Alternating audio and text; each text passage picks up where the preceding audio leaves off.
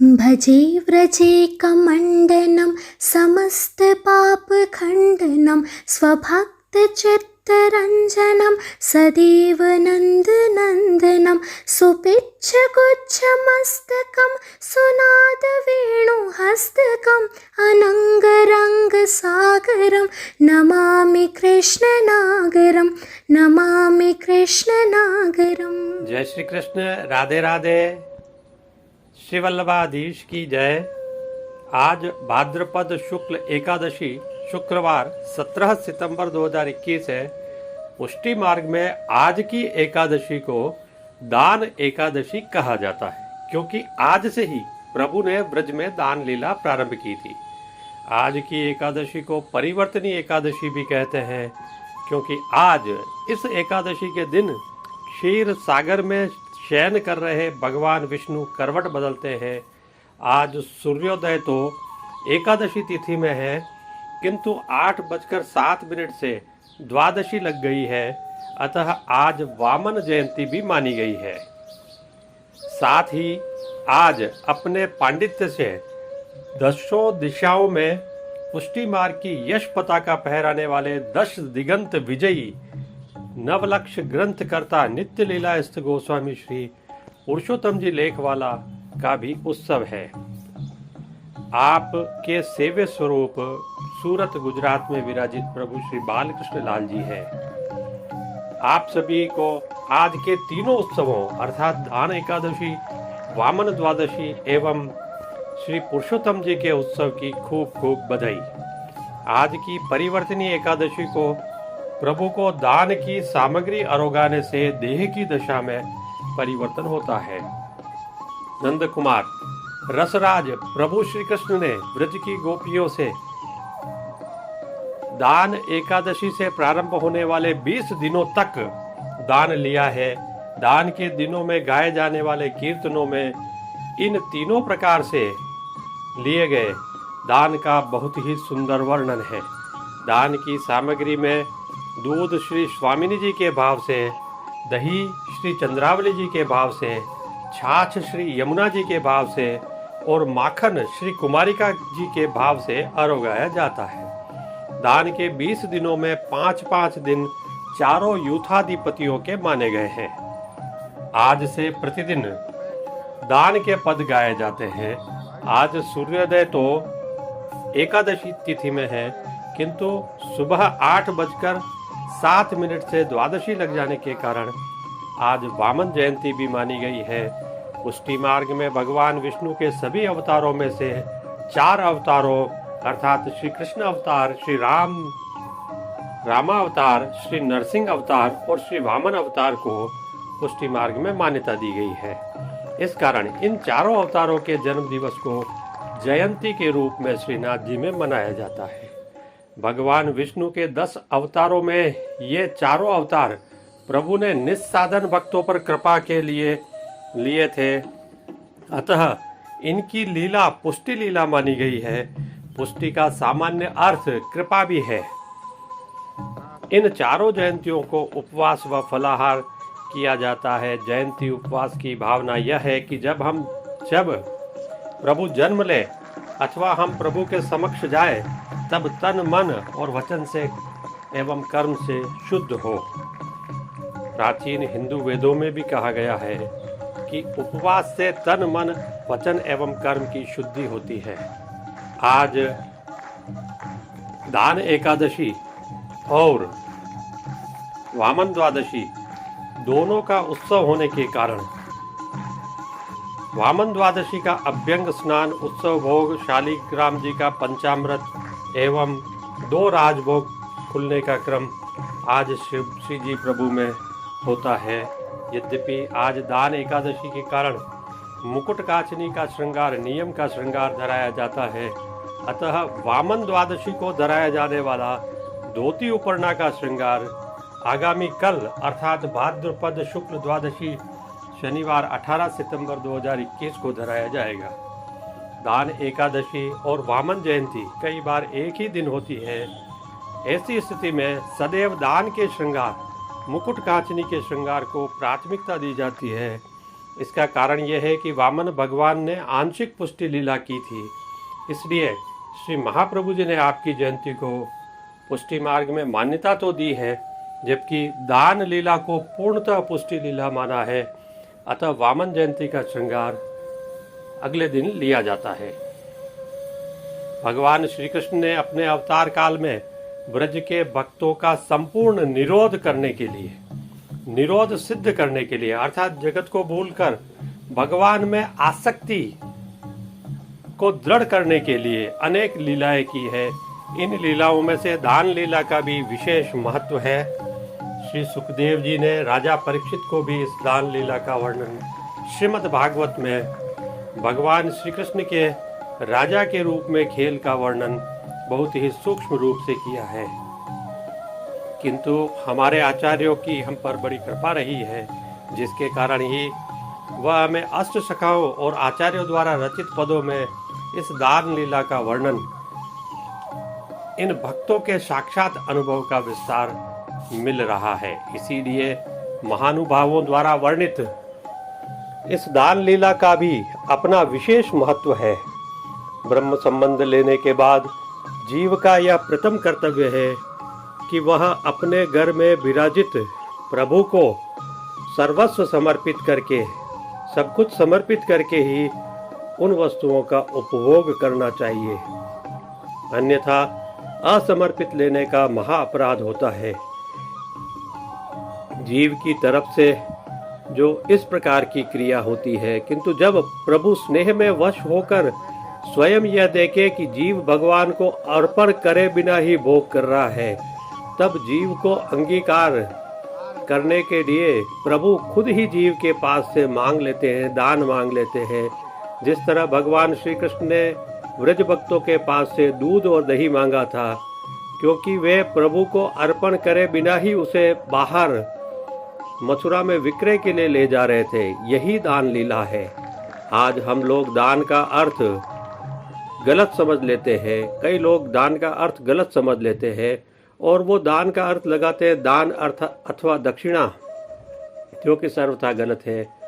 यहाँ अवतार काल में व्रज भक्तों का मुख्य साधन संपत्ति दूध दही थी और भगवान ने उसे दान या टैक्स के रूप में लेकर रसीली दान लीला की, जिससे भक्तों का मन प्रभु में निरुद्ध हो गया।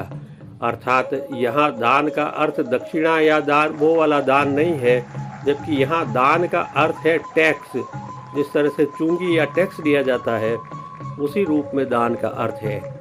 द्वापर युग में भगवान श्री कृष्ण ने ग्वाल बालों के साथ बरसाना और चिकसोली के मध्य सांकरी खोर नामक सकरी गली में तथा गोवर्धन स्थित दान घाटी में गोपियों से दधी माखन का दान लिया था। इसी स्थान पर श्री कृष्ण ने ब्रज गोपियों को अपना गोरस अर्थात दूध दही माखन छाछ मथुरा जाकर बेचने से रोका था। प्रभु ने व्रजवितान में, गहवर वन में, वृंदावन में, गोवर्धन के मार्ग पर, कदम्ब खंडी में, पनगढ़ के ऊपर, यमुना घाट पर आदि विविध स्थलों पर ब्रज भक्तों से दान लिया है। भगवान श्री कृष्ण की इस लीला का उद्देश्य था कि ब्रजवासियों का जो गोरस था वो कंस और उसके अत्याचारी को नहीं मिले, बल्कि ब्रजवासी ही उसका उपभोग करके दूध दही माखन ब्रजवासी ही खाए और बलिष्ठ बने। एक बार श्री राधा जी अपनी सखियों के साथ गोवर्धन स्थित गोवर्धन कुंड पर ऋषियों द्वारा आयोजित यज्ञ के लिए गोरस से भरे कलश सिर पर रखकर जा रही थी। नटवर नागर श्री कृष्ण ने उन्हें रोक लिया और कहा, चुंगी या दान देने के बाद ही वह आगे जा सकती है। श्री राधा ने कहा, हवन सामग्री में से दान कैसे दिया जा सकता है? यज्ञ में अवशिष्ट या जूठन को अर्पित नहीं किया जाता है, अतः मैं दान तुम्हें नहीं दूंगी। परंतु श्री कृष्ण ने अपनी हट नहीं छोड़ी और श्री राधा से दान लेने पर अड़े रहे। यज्ञ में पहुंचने में विलंब न हो, इसलिए राधा ने अपने गले का हार श्री कृष्ण को दान में दे दिया। कहते हैं श्री राधा द्वारा श्री कृष्ण को दान देने के कारण ही इस स्थान का नाम दान घाटी पड़ा और ब्रज में यही वह स्थान है जहाँ श्री कृष्ण और श्री राधा जी का प्रथम मिलन हुआ था। कहा है, बरसाने की चली गुजरिया कर 16 श्रृंगार, उद्विल काना धेनु चरावे लूट लियो 9 लखा हार।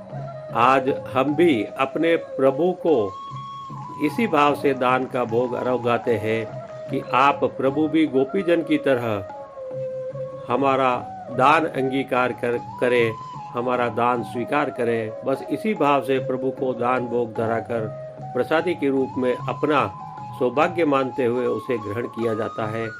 प्रभु को नित्य भोग धराते हैं और दान लीला के दिनों में जो भोग धराते हैं, दोनों में अंतर यही है कि नित्य हम प्रभु को भोग समर्पण करते हैं, किंतु इन दिनों में प्रभु सामने चलकर हमसे दान मांगते हैं। पदों में कहा है, अरे तू दे जा दधि को दान, सुन गुजरी बरसाने की तज बान ये तरसाने की। हम नंदगांव के ग्वाला है गैयन के प्रतिपाला, दे जा तू गोरस को दान, सुन गुजरी बरसाने की। आनंद अवतार भगवान श्री कृष्ण लीलाएं भक्तों को आनंद और प्रेम बांटने के लिए करते हैं। इसी कारण नंदराय जी के यहाँ 9 लाख गाय होने पर भी वे गोपियों से कहते हैं, ग्वालिन मीठी तेरी छाछ, कहा दूध में मेल जमायो, साची कहूँ किन बाछी। और वे यह भी कहते हैं कि भक्तों की खातिर उन्होंने वैकुंठ को छोड़ दिया है और वे ब्रज में आ गए हैं। दान की खातिर या ब्रज आयो, छाड़ दियो वैकुंठ सो धाम। आइए श्रीनाथ जी का आज का दान एकादशी का सेवा क्रम जानते हैं। उत्सव होने के कारण आज श्रीनाथ जी मंदिर के सभी मुख्य द्वारों की दहलीज को हल्दी से लीपा जाता है और द्वारों पर आशापाल की सूत की डोरी की वंदनमाल बांधी जाती है। आज सभी समय जारी जी में यमुना जल आता है और 2 समय की आरती थाली में की जाती है। आज गेंद, चौगान, दिवला आदि सभी सोने के आते हैं। दान एकादशी के दिन अभ्यंग स्नान नहीं होता है, परंतु वामन जयंती आज होने के कारण मंगला दर्शन के पश्चात प्रभु को चंदन, आंवला एवं फुलेल अर्थात सुगंधित तेल से अभ्यंग स्नान करवाया जाता है। आज श्रृंगार समय दान के पद गाए जाते हैं। आज श्रृंगार दर्शन में विशेष रूप से बड़ा कमल धराया जाता है। आज श्री जी को नियम से मुकुट कांचनी का श्रृंगार धराया जाता है, जो कि दान लीला के भाव का मुकुट का श्रृंगार होता है। श्री जी को आज गोपी वल्लभ अर्थात ग्वाल के भोग में बूंदी के लड्डू उगाए जाते हैं। इसके अलावा दोनों उत्सवों के भाव से दूध घर में सिद्ध की गई केसर युक्त बासुंदी की 2 हांडियां प्रभु को अरोगाई जाती है। सकड़ी में दही भात, बड़े टूक, पाटिया इत्यादि अरोगाए जाते हैं। आज से प्रतिदिन ग्वाल के भोग में ठाकुर जी को दान की सामग्रियां अरोगाई जाती है। इन सामग्रियों में प्रभु को शाक घर और दूध घर में विशेष रूप से सिद्ध किए गए दूध, दही, केसरिया दही, श्रीखंड, केसरी बासुंदी, मलाई बासुंदी, गुलाब जामुन, छाछ की हांडिया, खट्टा मीठा दही के बटेरा आदि अरोगाए जाते हैं। आज के मुकुट कांचनी के श्रृंगार की एक विशेषता यह है कि मुकुट कांचनी के श्रृंगार के स्वरूप के बाईं ओर आज चोटी जी नहीं धराई जाती है। इसके पीछे का भाव यह है कि दान के दिनों में चोटी नहीं आती है।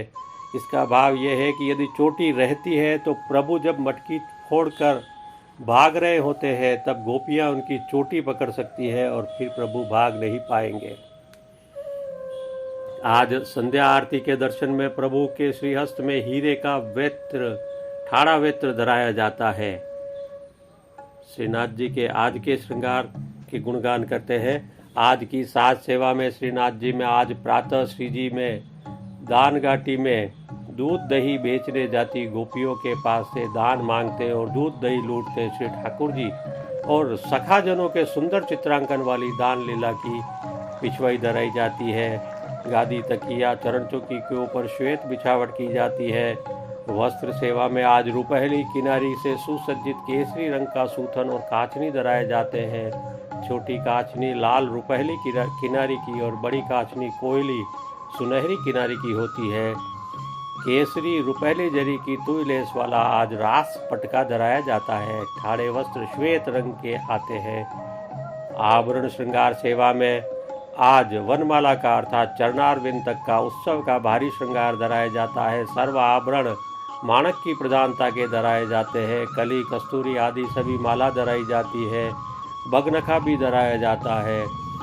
आज ठाकुर जी के श्रीमस्तक पर माणक के गोकुलनाथ जी वाले टोपी मुकुट धराए जाते हैं। मुकुट पर पीतांबर धराए जाते हैं। साथ ही शीशफूल धराए जाते हैं। श्रीकर्ण में मयूराकृति कुंडल धराए जाते हैं। श्रीकंठ में पीले एवं श्वेत पुष्पों की 2 थाग वाली 2 माला जी धराई जाती है। ठाकुर जी के श्रीहस्त में कमल छड़ी और माणक के वेणु जी तथा 2 वेत्री जी धराए जाते हैं, जिनमें से एक माणक के और एक हीरे के होते हैं। खेड़ के साज में आज पट उत्सव का और गोटी दान की आती है। आरसी श्रृंगार में 4 जाड़ की एवं राजभोग में सोने की डांडी की दिखाई जाती है। राग सेवा के तहत आज से दान लीला के पद प्रारंभ हो जाते हैं। मंगला दर्शन में गोविंद तिहारो स्वरूप निगम का गायन होता है। राजभोग दर्शन में जो 2 कीर्तन होते हैं उनमें से ये कीर्तन है वामन जयंती से संबंधित प्रगटे श्री वामन अवतार पहला कीर्तन, और दूसरा है बलि के द्वारे कहाँ धोरी मोल। आरती दर्शन में कीर्तन पद्म धर्यो, शयन दर्शन में कीर्तन चरण कमल बंदो, मान के कीर्तन में आज सुहावनी रात तथा पोड़वे के कीर्तन में मदन मोहन श्याम पोड़े का गायन होता है। जय श्री कृष्ण, राधे राधे है। आप सभी का हार्दिक आभार, धन्यवाद। जय श्री कृष्ण, आपका दिन शुभ हो।